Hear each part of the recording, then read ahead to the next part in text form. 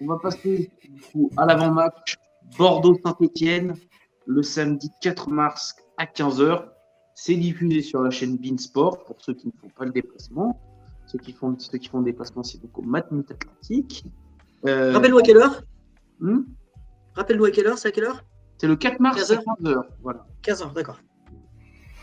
Albert, petite historique de la rencontre. Exact. Ah oui, c'est vrai, j'avais oublié. C'est vrai. Alors, Bordeaux, il faut savoir déjà que Bordeaux, c'est l'adversaire qu'on a le plus affronté depuis que le club existe. Déjà, Bordeaux, on a une tendance particulière pour Bordeaux parce que c'est même notre premier match professionnel à Bordeaux. Mais ce n'était pas contre le Girondin, c'était contre une équipe qui s'appelait la Bastidienne. Mais c'est notre premier match professionnel, c'est à Bordeaux. Contre les Girondins de Bordeaux, c'est l'équipe qu'on a le plus rencontrée devant Nice. 140 matchs depuis le 19 septembre 1937. Bon, c'était alors en D2, mais bon, ça fait. Et à l'extérieur, c'est 68 matchs, dont 16 victoires, 16 nuls et 36 défaites. Donc, ça veut bien dire que à l'extérieur, à Bordeaux, c'est compliqué. Il y a 2 fois plus de défaites que de victoires, voire même il y a plus de défaites que de victoires et de nuls. Donc c'est compliqué à Bordeaux. Parmi les joueurs qui ont joué dans les deux clubs, je vais en citer quelques-uns. Un que j'apprécie tout particulièrement, c'est le gardien camerounais Joseph-Antoine Bell.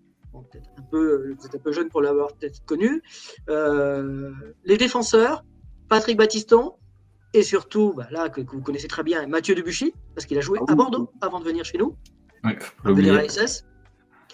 Les milieux, Renaud Coad, et l'an dernier, Joshua Guilavogui. Bon, il y en a plein d'autres, mais bon, après, je choisis un peu au hasard. Enfin, pas au hasard. Ceux qui sont symptomatiques Les attaquants, Pascal Faindono, qui était là d'ailleurs contre Pau, et Wabi Kazri aussi. Et vous voyez, oui. Et oui, il a joué. Il y a eu beaucoup d'échanges aussi entre joueurs et entraîneurs, soit des équipes, soit de l'autre. On peut citer par exemple Aimé Jacquet, qui était joueur à l'ESS et très grand entraîneur à Bordeaux. Willy Sagnol, joueur à l'ESS, mais aussi entraîneur à Bordeaux. Ou Laurent Blanc, joueur à l'ESS, entraîneur à Bordeaux. Et par contre, dans les derniers, Jean-Louis Gasset, entraîneur à Saint-Étienne et Bordeaux. Et plus près encore, Laurent Batles, qui était joueur à Bordeaux, à l'ASS, et puis entraîneur à l'ASS. Si je peux citer quelques matchs à l'extérieur, à Bordeaux à l'extérieur, d'abord, on a de très très mauvais souvenirs. C'est à Bordeaux qu'on a connu la plus large défaite de notre histoire, 9-0. Donc oui, ça fait mal. À l'époque, notre gardien qui s'appelait Jacques Ferrière, il s'était blessé.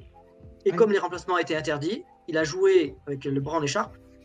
Et même carrément, il a dû sortir. Et il a été remplacé par un joueur de chambre. Ils ont joué à 10, voire après 9 contre 11. Donc on a pris 9-0. On a aussi pris un 7-0 en 1984. L'entraîneur, c'était Jean Djorkaeff, le père de Youri Djorkaeff, le champion du monde de 1998. Et d'ailleurs, cette défaite lui a été fatale puisqu'il a été remplacé tout de suite après par l'entraîneur de la réserve, Robert Philippe, mais qui n'a pas pu éviter la descente en D2 cette année-là. Des bons souvenirs quand même. Un 5-0, par exemple, en 1974. Robert Arbin, nouvel entraîneur, s'est rassuré dans ce match-là. Il avait trouvé son assise défensive. Osvaldo Piazza, qui est un défenseur d'origine, mais qui a commencé comme attaquant chez nous quand il est arrivé. Et il a été remplacé donc, à son poste d'origine par Robert Arbin. Et devant, avec l'association Dominique Battenet, Christian Sinagel, c'était parti pour l'épopée que l'on connaît. Et on va citer comme dernier match la finale de la Coupe de France 1968 entre Saint-Étienne et Bordeaux. Saint-Étienne l'avait emporté 2-1 grâce à un doublé de la légende. Là, je pèse mes mots. Rachid Mekloufi, qui a marqué d'ailleurs à ce moment-là ses 2 derniers buts pour l'AS Saint-Étienne, parce que le nouvel entraîneur qui faisait sa première saison, là aussi une légende, Albert Batteux, lui a signifié qu'il ne comptait plus sur lui la saison suivante, parce que venait d'éclore une autre légende, Salif Keita, et pour le remercier de sa carrière, son immense carrière à l'ASS, l'entraîneur stéphanois l'avait titularisé à la place de Salif Keita pour cette finale, très déçu. et en lui expliquant qu'il était jeune, oui, parce qu'il venait tout juste de débuter et qu'il aurait d'autres occasions pour jouer une finale de Coupe de France, comme par exemple en 1970. Donc, de très longs et très historiques rapports avec Bordeaux et qui vont se confirmer avec cette nouvelle rencontre samedi. Vous me permettez que je ne parle pas, vous me permettez que je n'ai pas parlé de Paul Bernardoni. Non, celui-là, tu vois, j'ai même pas voulu le sortir. Je n'ai pas osé. Bernardoni, mais c'est vrai, il a joué, il était gardien à Bordeaux. Il a fait partie. J'y ai pensé. On sait très bien que certaines personnes l'apprécient encore à l'heure actuelle, donc du coup. On me dit que c'est bon, la régie m'a dit que c'était tout bon, voilà, que tout va bien. Bon, on peut repartir du coup. Apparemment, il faut reprendre. On peut reprendre à partir de l'ancien. D'accord, très bien. Donc, discutons de ce match qui sera, à mon sens, le révélateur de la véritable force de l'AS Saint-Etienne, de sa valeur, parce qu'on va affronter le troisième, voire peut-être même le deuxième du championnat. Alors, moi, messieurs, du coup, je vais vous faire le petit rapport de forme. Donc, on va faire recommencer déjà par nous, les Stéphanois. Notre équipe de Saint-Etienne, c'est la meilleure équipe de Ligue 2 sur les 5 derniers matchs. 4 victoires et seulement une défaite. Donc, 12 points pris sur 15 possibles. C'est le meilleur état de forme à l'heure actuelle. L'AS Saint-Etienne a marqué 9 buts et on a encaissé que 5. C'est-à-dire que ça fait du 1 but par match. On compte, pour nos 2 meilleurs buteurs, on compte bien évidemment le meilleur buteur du championnat, Jean-Philippe Crasso, avec ses 13 réalisations. Et on a aussi, bien évidemment, là, on en a parlé tout à l'heure, mais Ibrahima Ouadji, qui a déjà ses 6 buts, et notamment 3 buts sur les 4 derniers matchs, comme on l'avait déjà notifié. Alors, pour les déplacements, l'AS Saint-Etienne, cette saison, c'est très compliqué. C'est la 16e équipe à l'extérieur. Seulement 3 victoires, 3 matchs nuls et 6 défaites. Par contre, l'AS Saint-Etienne peut se rassurer.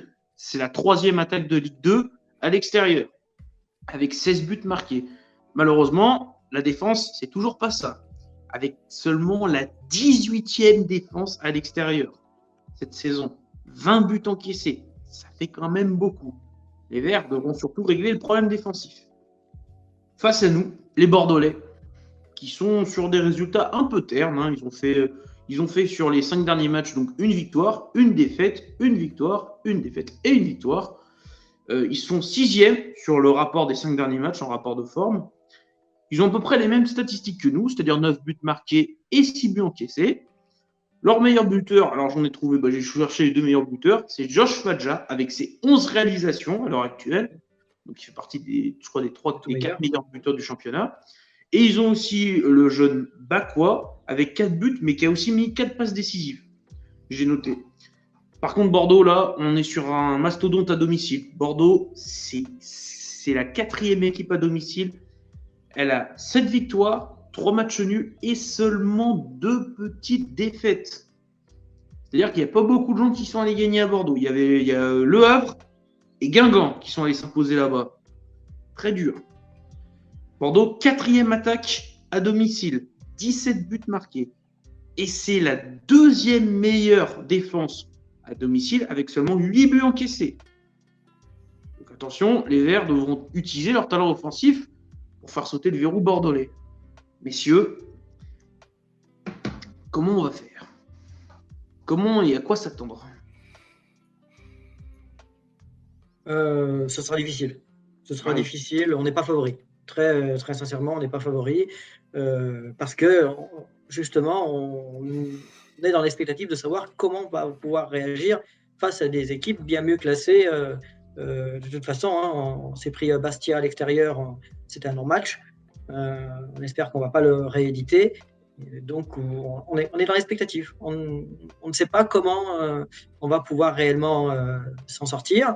Je ne suis pas inquiet, mais il y a plein de questionnements qui se posent parce qu'on aimerait bien quand même, la SS aimerait bien ramener au moins un point de ce déplacement. Et je ne sais pas si on en sera capable. Melvin, quoi penser pour le match? qu'on peut se dire, c'est quand même que on va peut-être avoir alors un avantage, je sais pas si on peut le dire comme ça, mais la fraîcheur physique, ils jouent demain. Alors on se parle, ils jouent demain, ils jouent lundi. Ils Ouais. auront 2 jours de récupération en moins que nous. Alors c'est pas énorme, mais ça reste quand même 2 jours.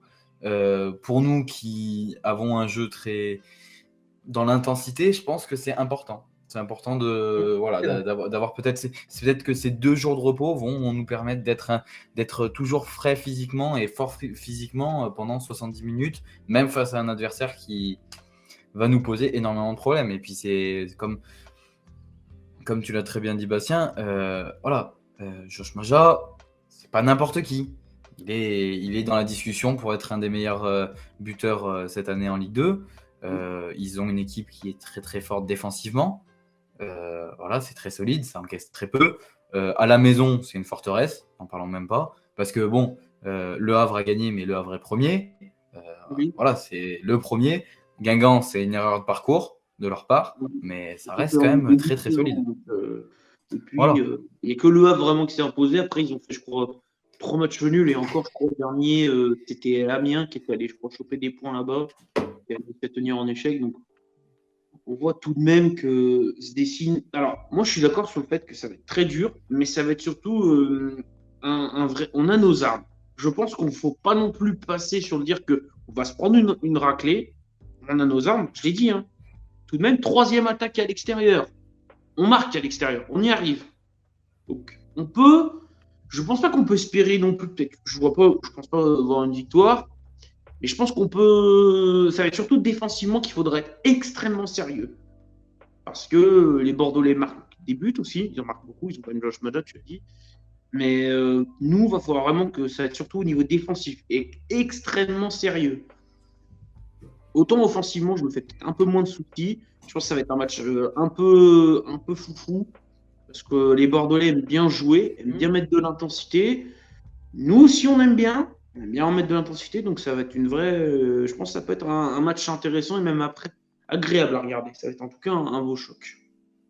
Après, vas-y, Albert.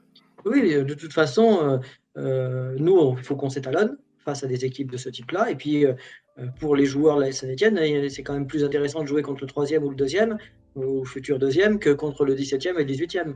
C'est plus intéressant de jouer un match pour Saint-Etienne, certes, sans enjeu véritable, puisque même si on perd, on ne sera toujours pas relégable, on ne le sera pas après ce match-là. Donc, on peut y aller l'esprit libéré. Par contre, pour Bordeaux, et ça peut être une pression, Bordeaux, c'est victoire impérative. Parce que s'ils le sont au 3e ou même s'ils arrivent à être 2e, cette place ne l'aurait pas assurée, contrairement à Le Havre qui caracole en tête. La place de 2e, elle est en compétition avec plusieurs équipes. Ils ne peuvent pas se permettre de trop perdre de points en route. Donc pour eux, battre Saint-Etienne est impératif. Oui. Donc cette pression, comment ils vont pouvoir la gérer? Est-ce qu'ils vont pouvoir la gérer? Est-ce qu'on ne pourrait pas en profiter? Ou si on arrive à jouer plus libéré. C'est sûr. Surtout, oui, vas-y, Melvin.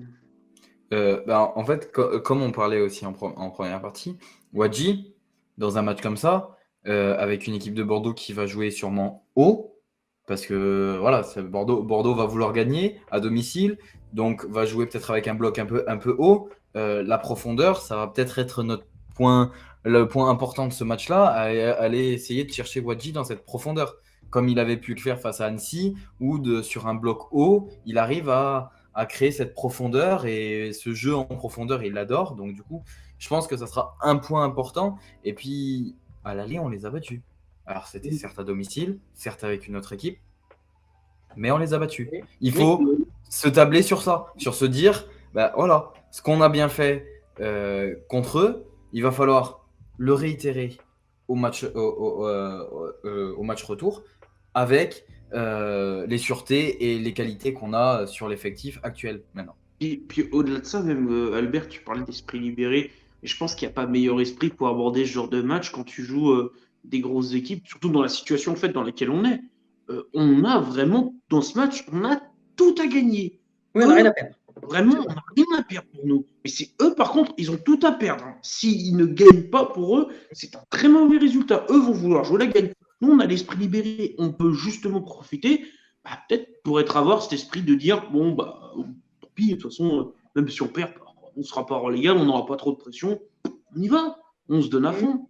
Je pense qu'ils vont vraiment se la donner. Et puis de toute façon, en plus, on attend quand même pas mal de Stéphanois pour le déplacement. Beaucoup vont se déplacer. Ça attend même beaucoup de monde. Hein. C'est un match où il y aura beaucoup de monde au Matmut Atlantique.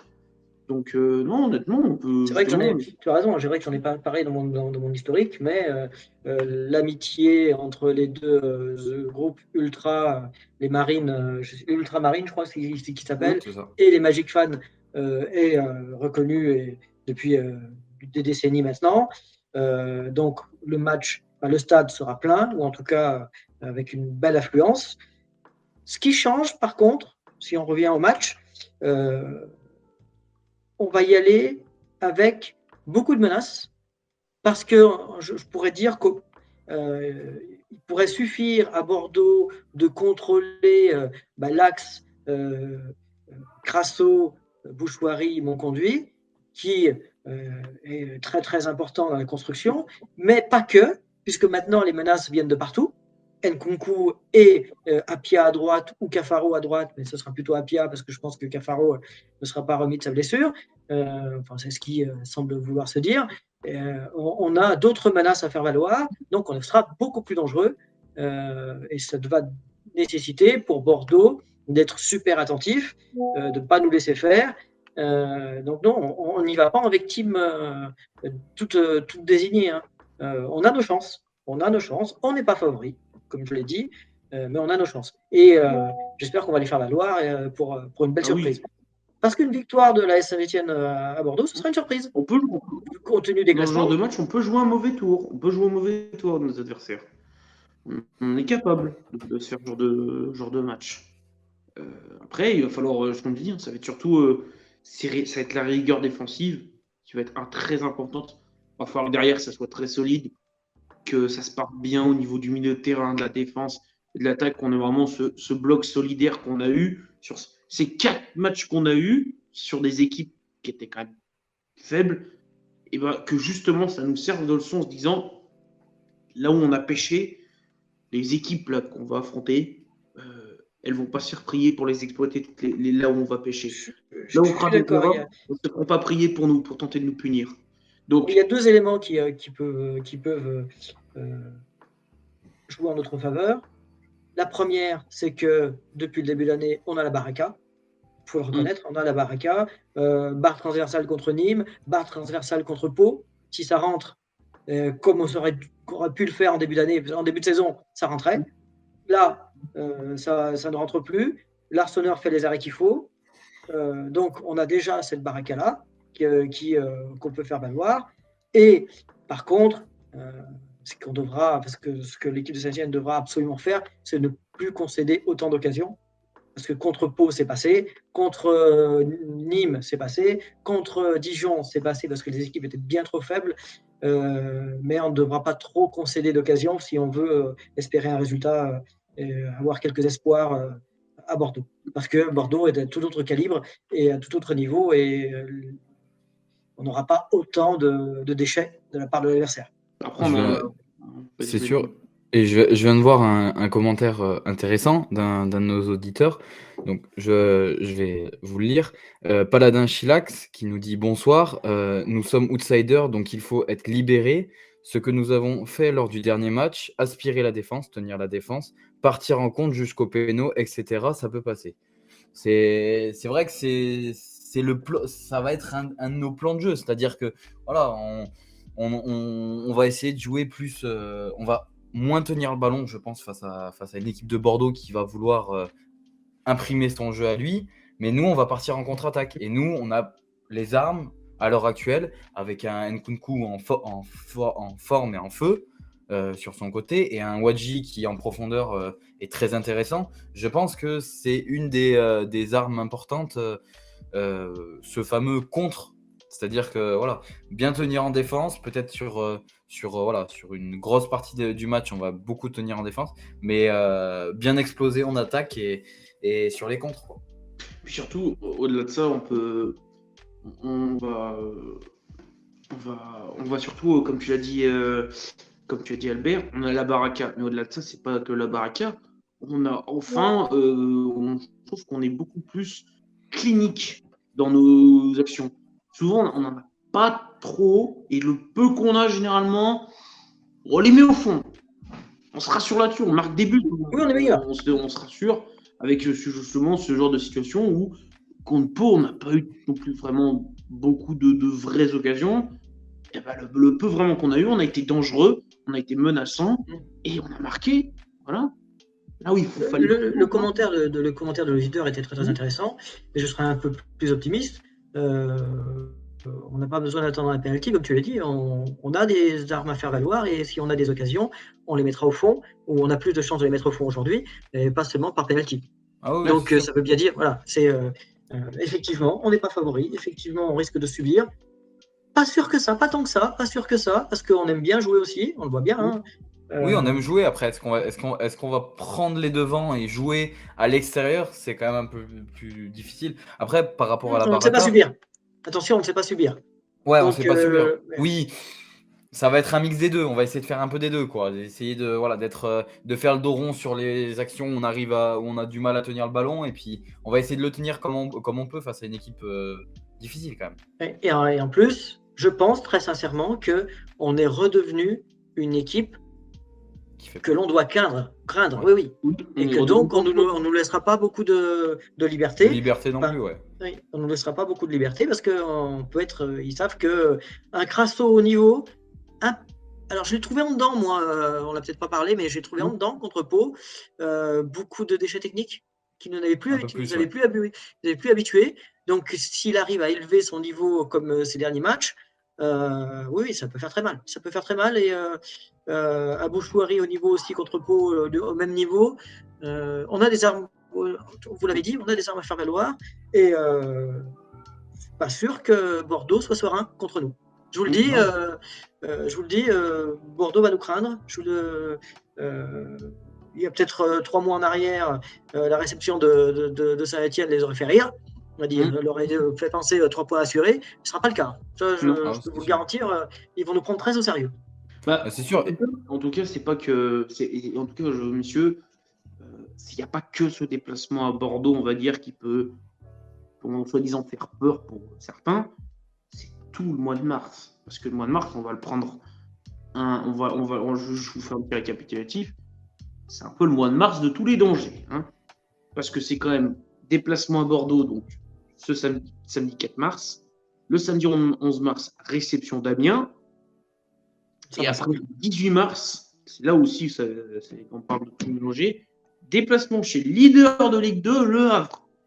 Donc, est-ce que sur ces 3 matchs-là au mois de mars, moi, je tablais sur un objectif. J'aime pas donner un objectif de points, mais je pense que l'AS Saint-Etienne peut être en capacité d'aller au moins récupérer 4 points sur ces 3 matchs-là. On serait bien. Hein. Ouais. Vas-y. Après, moi, j'ai envie de dire, faut prendre les matchs un par un. Oui. Et le mieux, c'est de continuer ta série de non-défaite. C'est-à-dire que si tu n'arrives pas à gagner le match, imaginons contre Bordeaux ou contre Amiens, le but, c'est de ne pas le perdre. Vaut mieux un vieux 0-0 prendre un point que de perdre ce match-là. Faut garder cette dynamique de on ne perd pas. On reste dans cette dynamique de voilà, entre la victoire et le nul. Mais voilà, après, voilà, ouais. Tu vas le compteur en fait. Voilà, c'est ça. Toujours avoir le compteur qui tourne. Et je pense qu'avec cette baraka on la provoque la chance. Hein. La chance, on la provoque. Hein. On l'a pas comme ça. Elle se provoque. Je pense qu'on la provoque de mieux en mieux. Elle tourne avec nous. Et je pense que ce facteur-là va être important face à des gros comme ça. Ou sur un mois comme ça où ça va être compliqué. Un mois parfait. Je crois que Albert, tu nous disais, c'est pas arrivé depuis longtemps, quoi. Hein. Ah ben, 4 victoires dans un seul mois complet, ce n'est pas arrivé depuis 1985. Cette saison-là, on avait gagné 6 matchs. Parce qu'il y a eu 6 matchs, plus les matchs de Coupe de France au milieu, et on avait gagné nos 6 matchs du mois de février 1985. Ça n'était jamais plus arrivé qu'on gagne tous nos matchs sur un même mois du 1er jusqu'au 28 ou du 1er jusqu'au 31. On aime bien février. Cette saison a été exceptionnelle. Cette saison est exceptionnelle parce que sur cette saison-là, on avait réalisé notre plus grosse série de tous les temps, 15 victoires d'affilée. D'accord, donc effectivement, 15 victoires d'affilée, ça fait presque 3 mois. Donc voilà, c'était exceptionnel. Il n'empêche, vous avez raison de dire que c'est vraiment le mois de tous les dangers, et on a bien fait de faire cette série au mois de février. Parce que, effectivement, si on prend 4 points sur ces 3 prochains matchs, je pense qu'on sera bien content, parce qu'on peut considérer que nos adversaires directs pour le maintien ne feront pas mieux. D'ailleurs, ils tournent à un niveau très faible. Si on a pris. Tenez-vous compte, après notre défaite contre Annecy, à la 16e journée, on a été 20e avec 7 points de retard. À la 25e journée, on est 15e, mais maintenant on a 7 points d'avance sur le premier non relégable, alors qu'on avait 7 points de retard sur le 17e. On a fait. D'accord. Nos concurrents, c'est inespéré, et on a bien fait de prendre tous ces points parce que les 3 prochains matchs, alors j'espère me tromper, oh là là, je serais le premier heureux si on prend 3 victoires d'affilée. Mais 3 victoires d'affilée, c'est osé. Oui, c'est ça. Donc, on risque de perdre des points en passage, là, et on a bien fait de prendre 7 points d'avance avant ce mois de mars.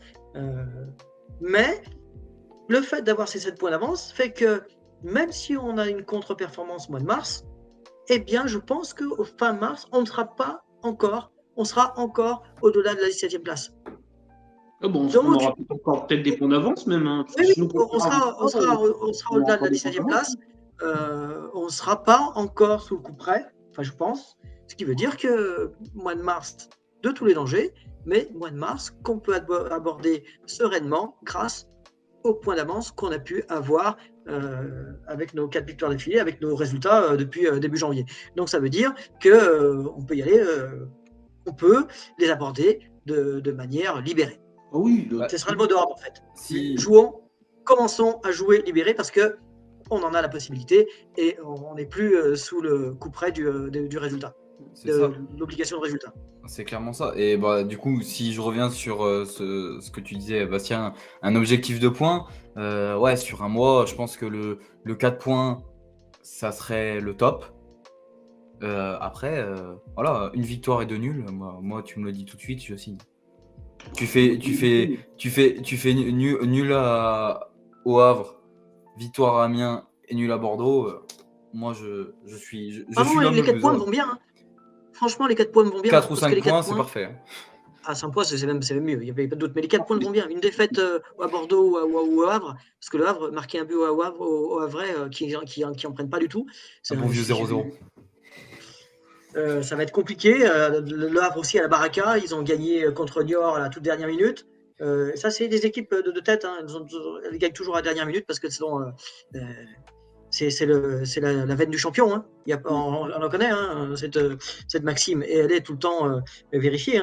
Donc même avec une défaite, si on n'a qu'une seule défaite sur ces 3 matchs, c'est mission accomplie pour moi. Oui, c'est un bon bilan. C'est un très bon bilan. C'est clair. Donc voilà. Écoutez, messieurs, on va peut-être faire un petit pronostic. On va peut-être se lancer. Voilà. Messieurs, Bordeaux-Saint-Étienne. Albert, quel score vois-tu ? Donc victoire de la Saint-Étienne, pour ne pas changer, une équipe qui gagne. Et oui, peut-être un 2-1. Un 2-1 comme contre Nîmes, mais avec plus d'assurance. Pas plus d'assurance, malgré l'adversité qui sera différente. 2-1 quand même. Parce qu'on va leur faire mal. Un peu.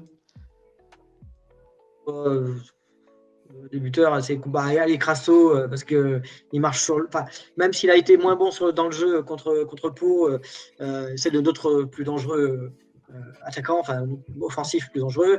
Et alors tiens, Léo Petro. Léo Petro d'un coup de tête. Allez, soyons fous. J'aime bien le joueur. Il a été décrié à juste titre parce qu'il faisait quand même des performances qui n'étaient pas son poste. Rappelons-le, mais des performances quand même pas en demi-teinte. Moi, je trouve qu'il offre un bien meilleur visage et un petit but pourrait récompenser